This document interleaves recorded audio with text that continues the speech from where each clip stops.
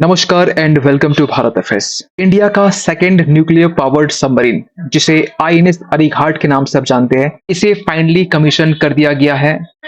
आंध्र प्रदेश के विशाखापट्टनम में।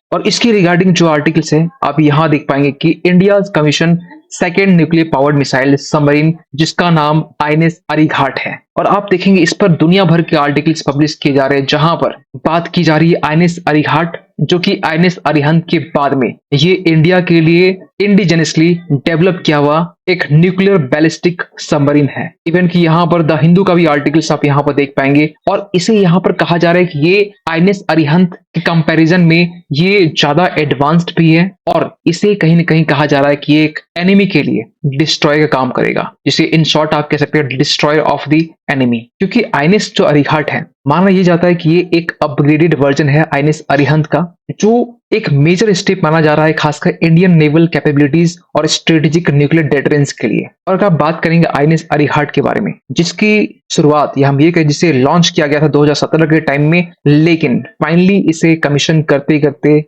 ये पूरा 7 साल लिया है और 7 साल के बाद में 29 अगस्त 2024 को ये फाइनली कमीशन इसे कर दिया गया है। लेकिन जो शुरुआत जो हुई थी वो 2011 के टाइम में हुई थी, जिसे बनाया गया एडवांस टेक्नोलॉजी वेसल के अंडर में। और माना यह जा रहा है कि जो आईएनएस अरिघाट है ये K-15 बैलिस्टिक्स जो मिसाइल्स है इससे आर्म्ड है, जिसकी रेंज बताई जा रही है 750 किलोमीटर की इसकी रेंज है। और आईएनएस अरिघाट को यहाँ पर ऑपरेट किया जाएगा under the strategic forces command के तहत में। क्योंकि जब आप बात करते हैं आईएनएस अरिहंत के बारे में जो कि इंडिया का सबसे पहला न्यूक्लियर बैलिस्टिक सबमरीन से माना जाता है, जिसे कमीशन किया गया था 2016 के टाइम में,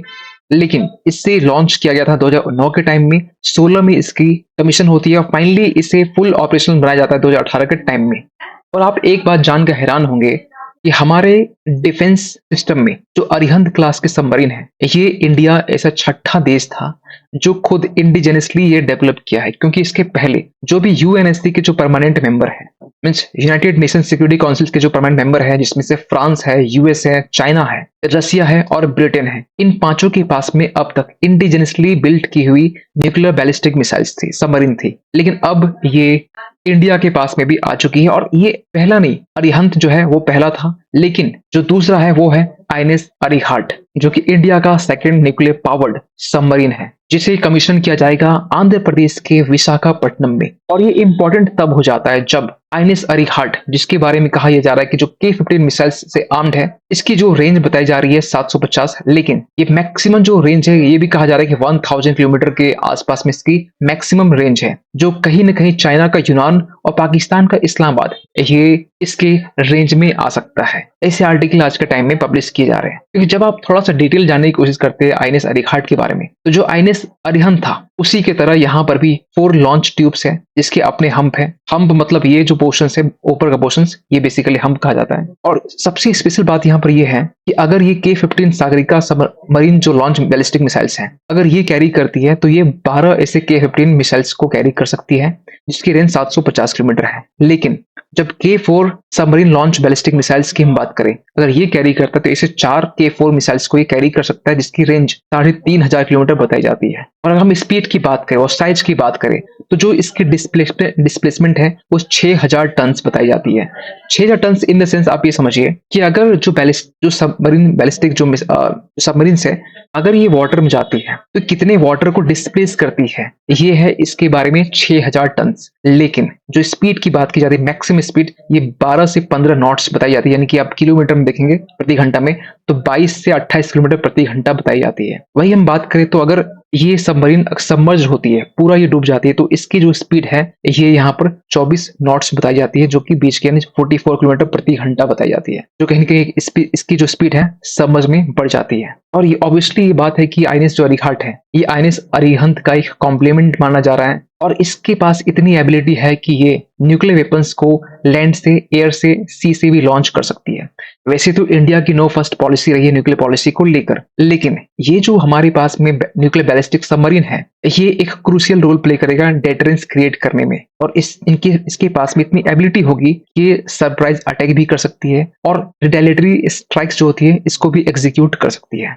और एक बात आप नोटिस करेंगे, इसको लेकर आइनिस अरीघाट को लेकर इंटरनेशनल जो मीडिया है तरह तरह की बातें कर रहा है, और इसमें चाइना का जो ग्लोबल टाइम्स है, आप इसकी बातें सुनेंगे तो आपको ये लगेगा कि ये बेसिकली ये डरा हुआ है, क्योंकि यहाँ पर चाइना का जो ग्लोबल टाइम्स है वो ये लिख रहा है कि इंडिया का सेकेंड न्यूक्लियर जो मिसाइल्स है, सबमरीन्स है, इसे यहाँ पर रिस्पॉन्सिबली यूज करना चाहिए। और ऐसे आर्टिकल जब ग्लोबल टाइम्स में पब्लिश होते हैं, मतलब ये कि चाइना आज के टाइम में डरा हुआ है। और इसको लेकर farmer foreign secretary Kanwal Sibal, इन्होंने यहाँ पर ये कहा कि चाइना की ये बेसिकली एक हिपोक्रेसी है जो इंडिया को ये नसीहत दे रहा है कि रिस्पॉन्सिबली यूज किया जाए, क्योंकि इनका ये मानना है कि चाइना जिसके पास में 6 न्यूक्लियर बैलिस्टिक मिसाइल सबमरीन्स है, 6 न्यूक्लियर अटैक सबमरीन्स है, और चाइना आज के टाइम में बिगेस्ट नेवी रखता है आज के टाइम में, और इसका चाइना कहीं ना कहीं मिसयूज भी करता है। ये साउथ चाइना सी में फॉर एग्जाम्पल कि हम फिलीपींस की बात करें, वियतनाम की बात करें, आए दिन आपने देखा होगा कि इस तरीके से चाइना की जो नेवी है, जो शिप है, वो फिलीपींस के शिप को कहीं ना कहीं हरास करती है, इसके एक्सक्लूसिव इकोनॉमिक जोन में एंटर करती है, और ये इंडिया को नसीहत देने की कोशिश कर रहा है कि रिस्पॉन्सिबली यूज करनी चाहिए। ये बेसिकली एक चाइना की एक हिपोक्रेसी है। लेकिन यहाँ पर इन्होंने एक लाइन कहा, 6 न्यूक्लियर अटैक सबमरीन्स। ये अटैक सबमरीन्स क्या बैलिस्टिक मिसाइल सबमरीन से अलग होती है? यस, बिल्कुल। तो क्या इंडिया इसके लिए काम कर रहा है? जी बिल्कुल, इंडिया इसके लिए काम कर रहा है, जिसका नाम है प्रोजेक्ट 75 अल्फा, जिसे आप प्रोजेक्ट 77 के नाम से भी जानते हैं। इसकी शुरुआत जो है, जो नींव है, 2015 फरवरी के टाइम में इसकी नींव रखी गई थी। और ये जो प्रोजेक्ट है 75 अल्फा, इसमें लागत 1.4 ट्रिलियन की है, जिसमें ये कहा जा रहा है कि 2032 तक में ऐसे 6 प्रोजेक्ट 75 अल्फा के तहत में जो अटैक सबमरीन है वो बनाए जाएंगे। अटैक सबमरीन क्या होता है, इसको आप कुछ इस तरीके से समझ सकते हैं कि अगर हमारे पास में आईएनएस अरीघाट है या अटैक सबमरीन 75 के तहत बनाया जा रहा है, तो ये चाइना के ऐसे जोन जहां पर बेसिकली यहाँ पर इनकी जो शिप है, जो सबमरीन से वो रखी गई है, या फिर ऐसे जोन जहां पर मिलिट्री की जो नंबर्स है वो काफी ज्यादा है, यहाँ पर ये अटैक करने की जो क्षमता है और वो रखता है। क्योंकि जब आप देखेंगे नंबर्स पूरी दुनिया के पास में, तो रशिया जिसके पास में आज के टाइम में सबसे ज्यादा सबमरीन है 65, फिर यूएस के पास में चाइना 61 नंबर साथ में तीसरी पोजीशंस पर है। और आप जानकर हैरान होंगे कि नॉर्थ कोरिया ये इंडिया से काफी ज्यादा आगे है, क्योंकि इंडिया की रैम आप देखेंगे नंबर, इंडिया के पास में कुल मिलाकर 18 सबमरीन से, उनमें से भी जो इंडिजेनियसली डेवलप किया हुआ आईएनएस अरिहंत और दूसरा अरीघाट है, वहीं Iran, south Korea, Japan, north Korea ये इंडिया से काफी ज्यादा आगे है। और एक बात आपको बताना चाहते हैं, क्या अभी हमारे पास में कोई भी अटैक सबमरीन नहीं है? बिल्कुल, अभी हमारे पास में अटैक सबमरीन है, लेकिन हमने वो रशिया से परचेज किया जिसका नाम है आईएनएस चक्रा। लेकिन इंडिया इसे इंडिजिनियसली डेवलप कर रहा है यहाँ पर एक लंबे टाइम से, और ये भी कहा जा रहा है कि 2023-24 तक में कंस्ट्रक्शन को लेकर जो कमेंट्स है वो की जा सकती है। तो आगे गवर्नमेंट का प्लान क्या है, फ्यूचर प्लान? देखिए, सरकार यहाँ पर जो है ना एडिशनल न्यूक्लियर सबमरीन यहाँ पर बना रही है, और इसको लेकर ये कहा जा रहा है कि इसके लिए यहाँ पर 5 अरिहंत क्लास के सबमरीन और 6 न्यूक्लियर अटैक सबमरीन, जो हम पहले बात कर चुके हैं, अल्फा 75 प्रोजेक्ट के तहत बनाया जा रहा है, वो 6 बनाए जा रहे हैं, और इसे 3 फेज में बनाए जाएंगे। और ये भी कहा जा रहा है 2032 तक में ये पहला जो है अटैक सबमरीन ये हमारे नेवी में एंटर हो जाएगा। और इसके लिए 40,000 करोड़ के जो प्रोजेक्ट है, इसके तहत में यहाँ पर 2 ऐसे 6,000 टन के Hunter killer nuclear powered attack submarine यहाँ पर बनाए जा रहे हैं, जिसमें से यहाँ पर टॉर्पीडोज के साथ आर्म्ड होंगी, और यहाँ पर लैंड अटैक या एंटी शिप मिसाइल्स के साथ में जो सबमरीन है वो आर्म्ड होगी यहाँ पर। और ऑब्वियस सी बात है, इसे बनने के लिए लेट जरूर होगा। कहा ये भी जा रहा है, एक्सपर्ट ये कह रहा है कि ये एटलीस्ट 1 डिकेड लग सकता है, मतलब ये 10 साल लग सकते हैं। यार इसको लेकर आप क्या सोचते हैं? कमेंट कीजिएगा आपकी क्या ओपिनियन इसको लेकर। और जाते जाते एक क्वेश्चन आप सभी के लिए, हाल ही में यहाँ पर जो